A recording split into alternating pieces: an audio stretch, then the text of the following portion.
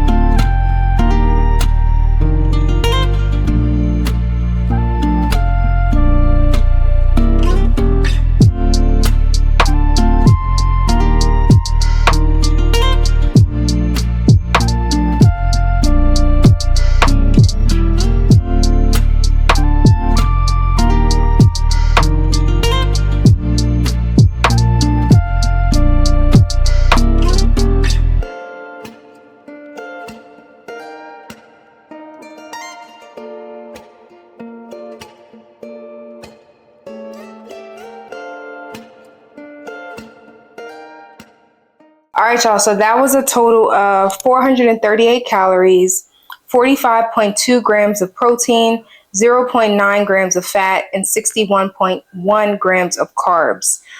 So that was about, so I go to Sam's to get my chicken tenderloins, like a big pack of it, and then I divide them up in baggies. And usually when I cook them, they come out to around like 7, maybe 8 ounces of cooked meat. So I couldn't really like test this because, or I couldn't really weigh it because the cornflakes were on it. So I just put 7.25. I kind of estimated, but it's in the 7-8 range of ounces. And then, of course, you guys saw the cornflakes. Now, the cornflakes was a good hack. I've seen plenty of people use them for their chicken for chicken tenders. And y'all, that you gotta try it. Like, it's really good. Definitely get the plain cornflakes. That's what you want to go for, and season the cornflakes up when you also season the chicken up. And yes, it was really good. I really enjoyed that. And then of course the Idaho red potatoes, and I just added like a drizzle of honey in there. And so yeah, that was the total for this meal. I've had this before. Actually, I made it earlier in the week. Loved it. And then I said, you know what, this is a good meal to show y'all. So that is it. I did actually have a Yasso ice cream bar earlier. So I had these earlier. Yeah, I know I love my Yasso Greek yogurt bars. And this is 100 calories for one bar, 4 grams of protein, and 18 grams of carbs. So they do have different flavors. I had the fudge chocolate. this one. I've had the cookies and cream. I've had the strawberry one, the chocolate cookie dough, the cookie dough one. And then I had like the crunch ones, which are a little higher in calorie. They're like 140 calories. So yeah, it really just depends on your calories and all of that. So I'm going to eat that, and I'm going to see y'all for the next meal. All right, y'all. So now it's time for the last meal of the day. We are making a BLT pasta salad, high protein, low calorie. There's a bunch of stuff in this salad. Y'all gonna like it. I really believe y'all gonna really like this one. So let's go ahead and get started. I don't know if I told y'all, if you don't follow me on Instagram, follow me right now at coach_Kia, and the same name for TikTok, coach_Kia. I am down 20 pounds. Down 20 pounds. I originally started at 184. If you're new here, I don't even know if I've ever mentioned this before, but maybe I did. A couple years ago, I did reverse diet because I thought that's what I needed to do. I was not educated like I was now. Actually, it was about 3 or 4 years ago. I forget. But I thought that I needed to reverse diet. Reverse dieting is when you're slowly increasing your calories over time. And you're supposed to be able to still drop body fat, right? I hired someone to help me with that. With the knowledge that I know now, I would have told my client, if I was the coach of me back then, I would have told myself, you don't need to reverse diet. What you need to do is you need to get more steps in because you're not even hitting 7K a day. You need to be lifting heavier, progressive overload, which is when you increase your weights every week. But you don't need to you don't need to reverse diet. Now, I probably would tell my client, yes, let's reverse diet, but not for long. My coach had me reverse diet for almost a year, and I gained 20 pounds. And it was ridiculous. Like, the only thing I liked was that I was eating a lot more. And of course, it may have been hard to like really understand that I did gain 20 pounds because I carried it well, because I was still in the gym every day. You know what I mean? Like, I was still lifting heavy. I was still doing my cardio. However, I gained so much, and I felt it on my body. I felt it when I was walking. I felt it when I was going up the steps. I felt it, of course, in my clothes. Like, I was thick. Don't get me wrong. I was nice and thick. Booty was looking real voluptuous. However, I was not comfortable. And he wanted me to keep going, y'all. I was at 184, the highest. And he was like, no. I'm like, what? Like, coaches like, no, trainers like that. Because there's a difference between a trainer and a coach. A coach cares about your actual physical training and your mental health. A coach is going to coach you through your fitness journey. That is me. I am a coach. A fitness trainer is only going to just do the specifics of the book.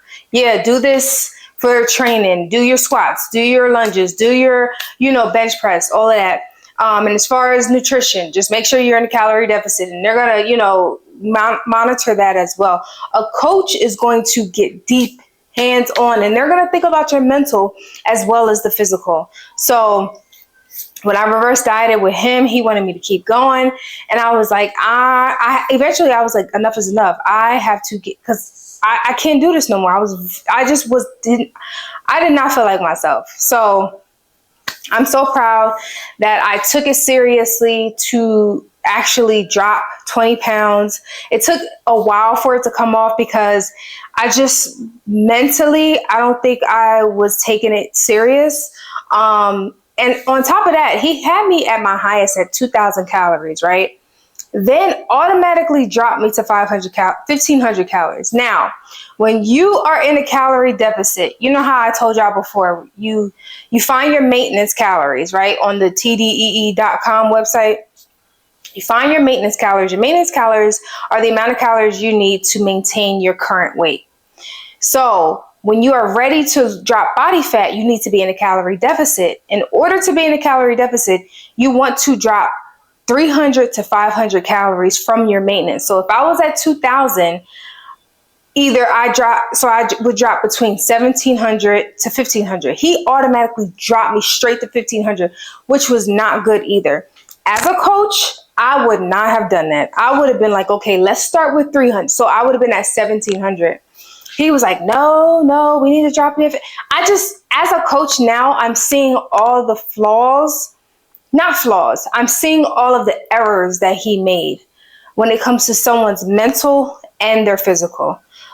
So yeah, if you guys are interested in getting a coach for your nutrition, for your training, I got you. Just go to the description box below and book a consultation. It is every Monday.